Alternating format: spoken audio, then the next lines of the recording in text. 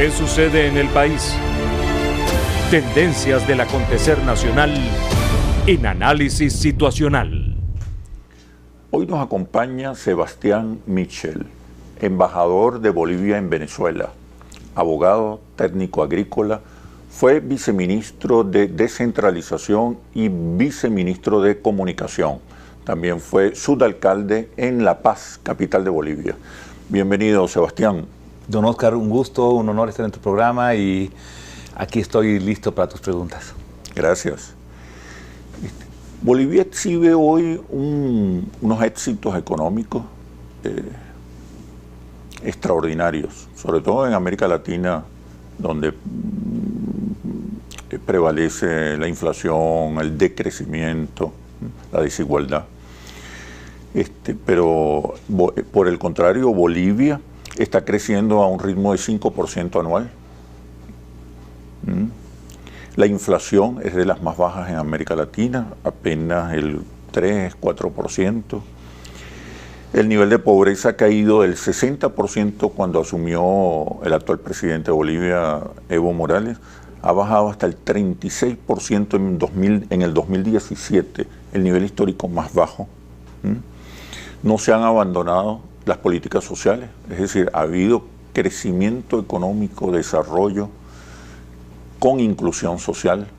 ¿Cuál cree usted que son las claves de este, podríamos llamar, milagro económico? Yo creo que el éxito se debe a 5 factores.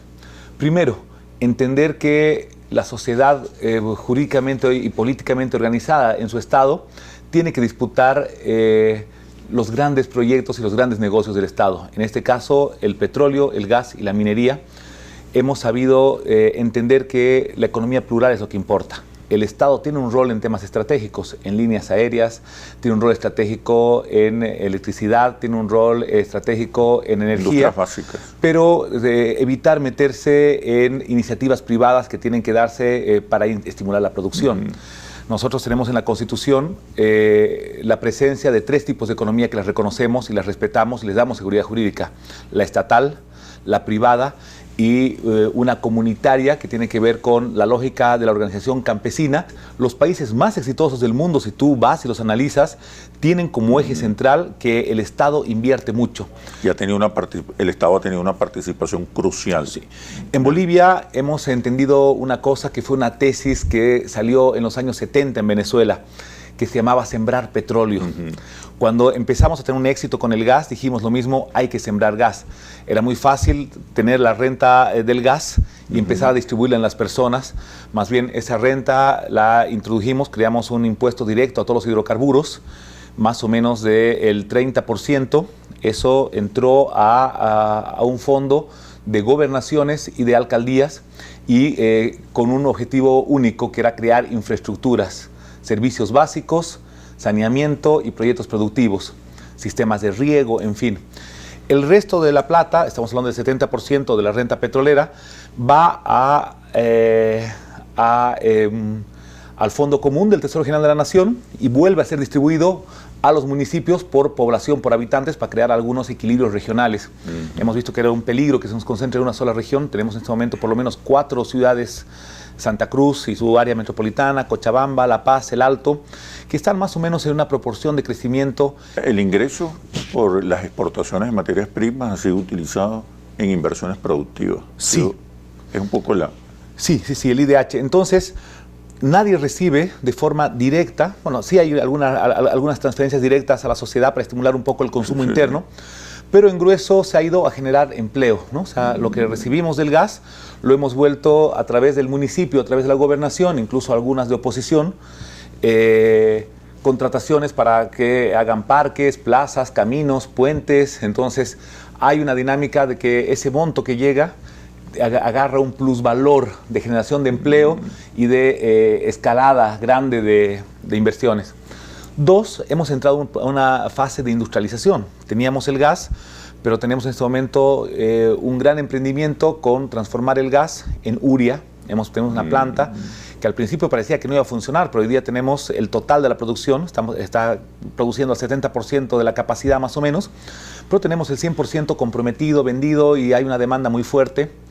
Esa ha sido una forma de transformar el gas en un plusvalor, volviéndolo urea y amoníaco, que son vitales para todo lo que hace Argentina y Brasil en sus grandes campos de cosecha.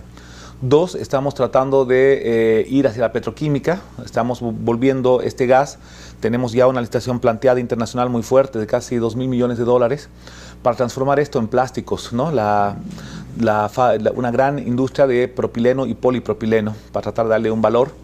Y los ciclos combinados, volver el gas, electricidad, sobre todo a nuestros dos grandes mercados que tenemos al lado, Brasil y Argentina, con quienes tenemos una muy buena relación, pese a que tenemos diferencias ideológicas muy profundas. Estamos hablando de Macri con Temer, ahora con Bolsonaro, países a los que les hemos dicho claramente que no nos gusta lo que están haciendo, que no nos gustan las formas en las que están siendo abusivos con personas con las que tenemos coincidencias ideológicas como ser Lula, sí. Pero que pese a eso nos sentamos, discutimos y hemos logrado grandes acuerdos. Ahora tenemos un superávit de electricidad, lo vamos a vender en todo el norte argentino. Hace 2 o 3 semanas hemos firmado el acuerdo. Nos parece que seríamos unos locos suicidas si estamos deseando que por una diferencia ideológica querramos que a Macri le vaya mal. Claro. Nos interesa que a Macri le vaya bien, que al argentino le vaya bien, porque primero es un hermano y somos una misma realidad. Pero segundo, porque el vecino es precisamente el primero que te compra. Cuando se habla del Estado, muchos piensan en controles, en intervención, en estatización, en expropiaciones. ¿Cuál es la diferencia en el caso del modelo boliviano, donde el Estado ha cumplido un rol fundamental? Pero me responde cuando regresemos a los comerciales. Ya venimos. ¿Qué sucede en el país? Tendencias del acontecer nacional en Análisis Situacional. ¿Qué sucede en el país? Tendencias del acontecer nacional en Análisis Situacional. Hemos dicho que el Estado cumple un rol fundamental en el crecimiento, en el desarrollo económico. Pero para muchos, cuando se habla de intervención del Estado, de participación del Estado, se asocia con controles, expropiaciones, intervención. ¿En qué consiste el modelo boliviano que le da un rol fundamental al Estado, pero sin afectar el desarrollo económico y la participación de otros sectores? El Estado tiene ambas caras, tiene las 3 grandes caras. El primero, por supuesto, es el Estado que impulsa las inversiones. Por eso los empresarios en Bolivia están todos tan contentos últimamente, porque nunca han vivido un ciclo de tanta inversión en lo que decíamos. Segundo, por supuesto, tiene un rol de bienestar social. Y en eso tiene un rol que son las expropiaciones que ocurren en todo el mundo. Existen en Inglaterra, Estados Unidos, claro, que tienen que ver con el constitucionalismo social, toda esta política que ha surgido durante todo el siglo XX, de que el bien de todos es más importante que el bien de uno. Lo importante es que cuando tú vas a expropiar, no quede una sensación de inseguridad jurídica. La expropiación es un fundamental que exista, pero tú tienes que pagar lo que corresponde, y el que ha sido expropiado te dice, bueno, dejé de ganar, pero no he perdido, ¿no? O sea, se me ha pagado lo que en justicia correspondía, y eso nos ha pasado con básicamente todas las empresas petroleras que hemos nacionalizado. Y no existe una sola empresa que se haya ido, pese a que hemos hecho una expropiación, hemos hecho nacionalización, pero hemos pagado lo que correspondía y tenemos muy buena relación con todas estas empresas y con los países. ¿Y las empresas han permanecido? Las empresas han permanecido y están muy contentas. Quizá si algún día nos vamos, traten de hacer alguna acción, pero... Los controles. Los controles tienen que haber. Pero hay controles que se prolongan en el tiempo y distorsionan el proceso económico. Mire, hay controles fundamentales del Estado, en los que el Estado tiene que garantizar al más débil del más fuerte. Ejemplo, tiene que ver con que al Estado le conviene que el país tenga consumo. Entonces tenemos un control férreo sobre la contratación laboral. Nosotros tenemos un salario mínimo y lo hacemos respetar. Tenemos un salario mínimo de $300 y hacemos que ninguna empresa vaya. Nosotros tenemos una política de reponer el salario permanentemente. Cuando la inflación es del 4%, el aumento salarial de ese año tiene que ser 4.5 o 4.2. El año pasado fue de 2.7. Sí, porque el trabajador que tiene un buen salario no se lo lleva a una cuenta en Suiza o una cuenta en Estados Unidos. El que gana un salario lo va a terminar de consumir en el pan que hace otro trabajador que le va a dar empleo, en el arroz, en la comida, en un plato, en un zapato, en una ropa. Ese es un trabajo que le va a dar a otro boliviano trabajo. Entonces, cuidar la capacidad de consumo es fundamental para una economía. En el caso del modelo boliviano, los incrementos salariales lo que han hecho más bien es impulsar el crecimiento. Sí. Y siempre en la historia. Si usted revisa en la historia, siempre que ha habido aumento salarial o beneficios sociales, siempre se ha amenazado, este es el fin de la industria, este es el fin de los empleos, este es el fin de esto y del otro. ¿Eso es populismo? No, eso es garantizar que la población esté en buenas condiciones.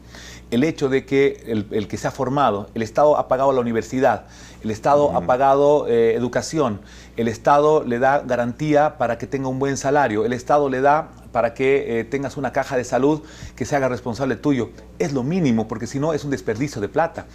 Durante muchos años hemos formado excelentes mecánicos. Todas esas generaciones enteras hoy día trabajan en los talleres de Sao Paulo. Al final hemos sembrado educándolos y se nos han ido. Bueno, ganamos con remesas porque le mandan a su mamá, le mandan a su hermana plata, pero nos los hubiéramos querido en el país, tener una planta ensambladora en el país. Por eso cuidamos mucho que el salario sea bueno, que siempre alcanza y que siempre reponga su valor adquisitivo. El trabajador es el principal consumidor. El trabajador siempre va a consumir todo en tu país. El trabajo irregular, eso es fundamental. Segunda regulación, que tiene que ver con la calidad de los servicios. O sea, tenemos que tener un sistema regulatorio fuerte. En el ejemplo claro, en telecomunicaciones en Bolivia. Tenemos un sistema regulatorio que sancionamos con mucha fuerza cuando hay una caída de servicio. Sea Entel, la empresa que hemos nacionalizado a los italianos, les hemos expropiado, le hemos quitado, le hemos pagado lo que le correspondía, es nuestra. Tenemos 3 grandes operadores de telefonía celular. Entel, que es del Estado, Tigo y Viva. Y tenemos una entidad reguladora que sanciona a los 3 cuando hay incumplimiento exactamente por igual. Claro. Tienes que tener la capacidad de, como Estado, sancionar a tus empresas estatales cuando hacen un mal servicio, ¿no? Los programas sociales, que hay numerosos programas sociales. Tenemos programas sociales muy intensos porque hemos tenido zonas de marginalidad que no podían salir por sí mismas. Ok. En ese caso, en esos sectores que apuntan estos programas sociales. Tenemos una renta universal para la gente de la tercera edad, a partir de los 60 para mujeres y 65 para los hombres. Es una renta que se le da a todos por igual, a todos los bolivianos que viven en Bolivia, porque pensamos que ese señor anciano podría ser abandonado por la familia en momentos de extrema pobreza, pero si tiene una renta, más bien va a ser acogido por la familia, lo van a cuidar y él va a participar a la economía familiar. Y el monto es tan pequeño que lo que está ayudando es a seguir estimulando el consumo. Tenemos un segundo impulso que tiene que ver con la deserción escolar. Pagamos para que directamente a los niños que han concluido cada año escolar. Subsidios directos, ¿no? Subsidios directos en plata. Pagamos a los niños y no genera inflación. No genera nunca inflación. Bueno. Tenemos una inflación controlada. Totalmente, sí. Pero hemos logrado que el abandono escolar se frene. Y un tercer subsidio que teníamos con un problema de mortalidad infantil. Teníamos una tradición de trabajos con parteras en la casa. Y hemos querido dar un avance. Eso se justificaba en nuestra época más dura de pobreza. Yo algún día te voy a explicar lo duro que ha sido para todos nosotros. Yo he sido niño en la década más dura de inflación en Bolivia. No quiero venir a llorar porque ha sido muy duro para nosotros, pero ahí se justificaba que haya otro tipo de parto. Hoy día queremos un parto seguro en hospitales, que la madre haga los controles. Hemos garantizado una cosa parecida a la caja CLAP que tienen ustedes. Para la mujer que está embarazada, desde el primer mes se le entrega una caja con leche, con queso, con un montón de productos, porque no queremos más ese boliviano desnutrido, que ya nacía con condiciones más difíciles de aprender, de ser un buen profesional. ¿Incorporas a esos sectores en el desarrollo económico? Y como actores. Sí, como actores. A esa madre sí le pagamos también un bono para que vaya, solamente se le da el bono una vez que muestra que ha sido atendida en el hospital. Y la cuarta gran política es en los colegios de alimentación. Hemos tenido problemas de desnutrición muy severos, muy fuertes. Hemos llegado a un 60% de desnutrición crónica a la población y hoy día le hemos bajado básicamente al 18%, que sigue siendo alto, pero hay que entender que somos un país de 180 años de pobreza aguda y recién llevamos 12, 13 años de un país que tiene crecimiento. Antes teníamos procesos negativos. El desayuno escolar. ¿no?, que también nos genera, nos obliga a consumir la producción. Hemos estimulado, hemos tenido problemas de trigo, que hemos un país triguero. La cooperación americana llegaba con la producción subsidiada que tenían ellos, nos ponían el trigo y nos obligaban a comprar ese trigo y eso lo volvían cooperación que también tenía tintes políticos. Con el desayuno escolar hemos logrado que la producción local pueda vender a los colegios o a los municipios son los que compran, y acomodan en el colegio una ración líquida, normalmente leche o jugos, y una ración sólida, normalmente harinas, galletas, que han estimulado no solamente el producto local, sino también a los clubes de madres que han empezado a venderle al municipio galletas, cosas que a la vez las mamás se cuidaban de que sea buena calidad, porque finalmente son los hijos los que comen, entonces ellas trataban de que sea lo mejor posible. Y hemos hecho un círculo virtuoso muy interesante que nos ha permitido ser hoy día un país autosostenible, lo que era nuestra gran meta, ¿no? O sea, y no rentista. No, la renta no es algo malo, o sea, no, hay que ser feliz. Cuando tú tienes un departamento que lo puedes alquilar, es una renta. Absolutamente. Lo que pasa es que una esa renta renta tienes que saber cuidar. Claro. O sea, no hay que ser enemigo de la renta, hay que ser amigo de la renta que genere un proceso. Es ser un buen administrador de la renta. Sí. Mire, el capital, que ha sido un actor fundamental en el crecimiento económico de Bolivia, siempre ha sido calificado, acusado de muy temeroso, de muy cobarde. ¿Por qué el capital, en el caso de Bolivia, cuando escucha un discurso antiimperialista, a favor de los pobres, revolucionario, inclusivo, no se ha asustado y se ha marchado? ¿Cuál ha sido el discurso que ha generado confianza en el capital privado nacional e internacional para que invierta y permanezca en Bolivia? Me responde cuando regresemos a los comerciales. Ya venimos. ¿Qué sucede en el país? Tendencias del acontecer nacional en Análisis Situacional. ¿Qué sucede en el país? Tendencias del acontecer nacional en Análisis Situacional. Le comentaba, señor embajador, que el capital es muy cobarde. Y la confianza es un factor fundamental para que el capital invierta y se mantenga. ¿Qué ha pasado en Bolivia? Porque en Bolivia hay un discurso antiimperialista, socialista, revolucionario, a favor de los pobres, contra los ricos. ¿Cómo generar confianza con un discurso que pareciera amenazar al capital privado? Entendiendo lo que es el socialismo en realidad. El socialismo, y un banquero es el más marxista del mundo, Marx lo ha explicado así: son grupos de la sociedad en disputa permanente, pero no por locos, no porque les gusta pelear. Son sectores de la sociedad que están en disputa por el bien más preciado que definió Marx. Cuando la gente dice, pero Marx odiaba el capital, no, ha escrito sobre el capital. Entonces todos estamos disputando por capital. Un banquero, cuando permite que el Estado le suba la tasa de interés, está feliz porque está disputando capital a sus ahorristas, les está quitando plata a sus prestamistas. Entonces no hay que tener miedo de disputar el capital. Una expropiación es una disputa del Estado, de todos jurídicamente organizados, contra un empresario que le quita su capital, pero el ñato tiene que sentir que ha estado beneficiado también, que ha ganado y que se le ha dado lo que le corresponde. Es muy importante la seguridad jurídica. Hemos hecho siempre una apología muy fuerte. Somos un país rebelde, somos un país socialista, queremos redistribuir la riqueza lo más posible, pero no se puede distribuir la no riqueza. Exacto. No se puede distribuir la pobreza. O sea, necesitamos un país exitoso, y para tener un país exitoso, así como es importante las empresas del Estado, como es importante las cooperativas indígenas, campesinas, menonitas, también son importantes los empresarios privados. Cada quien cumple una función. Cada quien cumple una función fundamental. O sea, no podemos entender la seguridad alimentaria sin las organizaciones campesinas, sin las organizaciones de menonitas y los empresarios en el desarrollo industrial y exportador del país, en la generación de divisas. Es un modelo policlasista. Es un modelo plural. Nosotros nos definimos como un modelo plural no solamente en lo económico, que tenemos esas tres, sino en lo político también. Tres niveles de gobierno muy separados, a veces contrapuestos. Ejemplo, tenemos un gobierno nacional que responde al MAS, tenemos gobernaciones que están la mitad y la mitad, y tenemos municipios capitales, los más importantes, que son normalmente opositores, y municipios rurales que son normalmente oficialistas. Y en esa pluralidad hemos tenido que aprender a coordinar y a entendernos entre nosotros. Y te digo, somos un país en que la política llevamos a un extremo de enfrentamiento mucho más duro de lo que tú puedes ver en Venezuela. Por eso, o sea, Venezuela nos parece un país mucho más moderado en su enfrentamiento, pese a que el venezolano siente que hay una confrontación muy grande. La forma de ser del venezolano es un hombre muy pacífico, muy sereno, muy racional. Conciliador. Pero aquí sienten que la pelea es muy fuerte. En otros países es peor. O sea, si usted calcula, cuando aquí dices la libertad de expresión, de prensa, no se puede más, yo digo, bueno, ¿cuántos periodistas asesinados hay este año?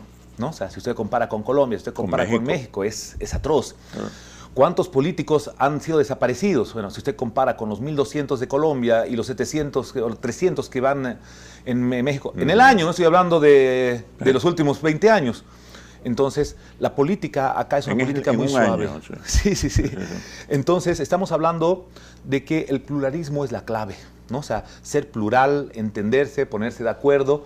Y, por supuesto, cuando hay que enfrentarse, hay que enfrentarse. O sea, no hay que tener miedo al enfrentamiento. La política básicamente es dialéctica, es contradicción. Y son posiciones diferentes, si no, no habría razón de que seamos diferentes. Pero al final tienes que dar esta pauta. Y lo que tú me decías, hemos tenido un fallo negativo en la Corte de La Haya, no solamente el de Chile. Nos ha ganado una empresa que se adjudicó el litio, invirtió $1 millón y nos acaba de ganar una demanda por $30 millones. Estábamos nosotros sorprendidos porque realmente es una causa injusta y se ha demostrado que habían falsificado papeles, ¿no?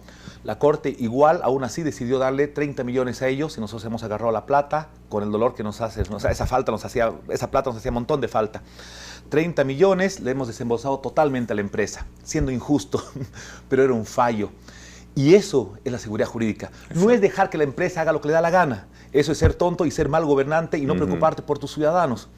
La seguridad jurídica tiene que ver con que si el señor recurre a una instancia internacional, tú le puedas cumplir. Pese a que el fallo pueda ser injusto, tú lo has cumplido, es la seguridad jurídica. Una prueba más grande de que Bolivia le da seguridad jurídica a todos los inversores, que esa no vamos a encontrar. Esa es la clave, entonces, es el factor fundamental para generar confianza en seguridad jurídica. De que cualquier decisión tuya, con un contrato con un inversor internacional, puede estar sujeto a un tribunal internacional, que se puede equivocar, como en este caso. Pero tú vas a respetar incluso la equivocación de un tribunal internacional. Se aproximan las elecciones presidenciales. Evo Morales, el actual presidente Evo Morales, participa por una nueva reelección. ¿Qué le está ofreciendo Evo Morales a los ciudadanos bolivianos para que lo repitan en la presidencia? 3 cosas. Lo primero, lo que ha hecho que cualquier país crezca: la estabilidad política, económica, social.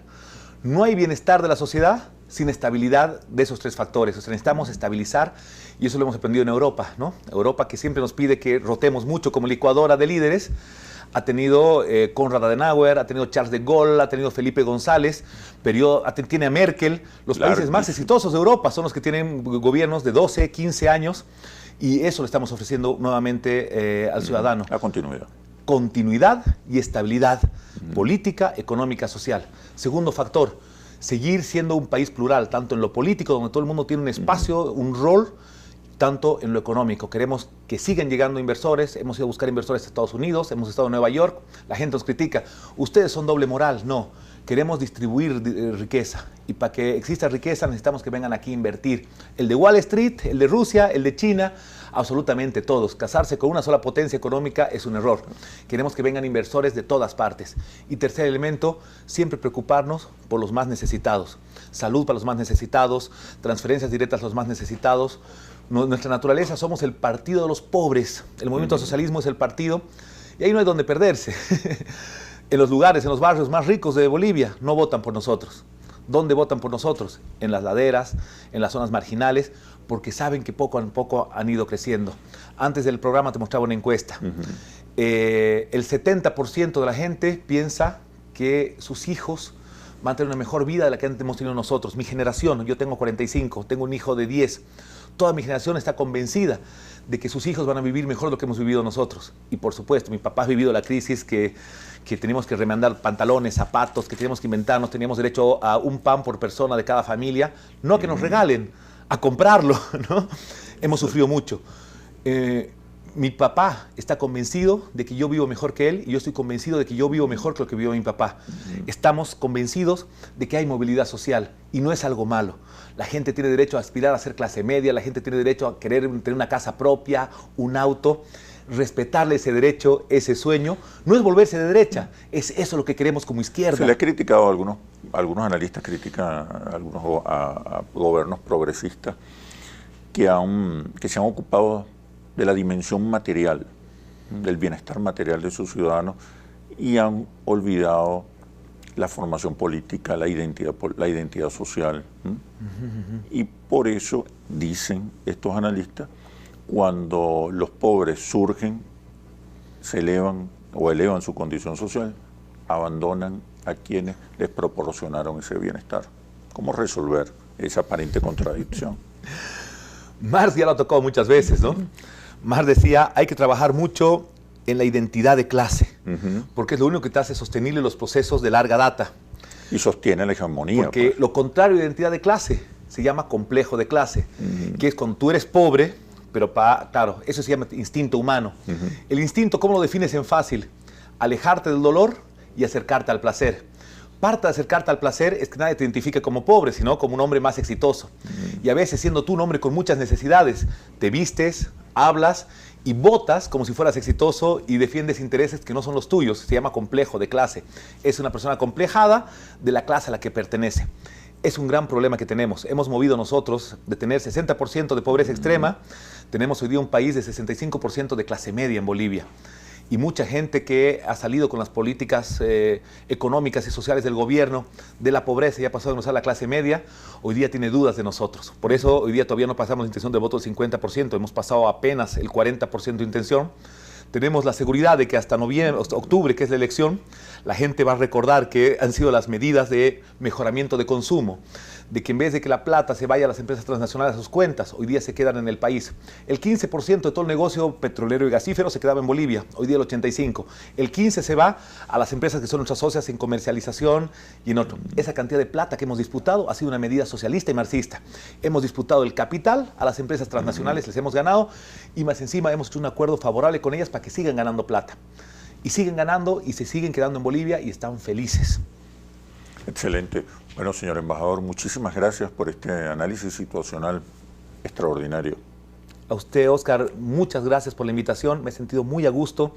En verdad, siento que los programas en Venezuela, no solamente el tuyo, los canales, siento un equilibrio de pensamiento de oposición, de oficialismo, de socialistas, de conservadores. Me siento muy a gusto en el canal y a la orden siempre. Muchas gracias por la invitación. Hasta pronto. Venezuela es de todos y la construimos entre todos. Todos somos la solución. Soy Oscar Chemmel y nos vemos en un próximo análisis situacional por Globovisión, el canal de la paz y la reconciliación.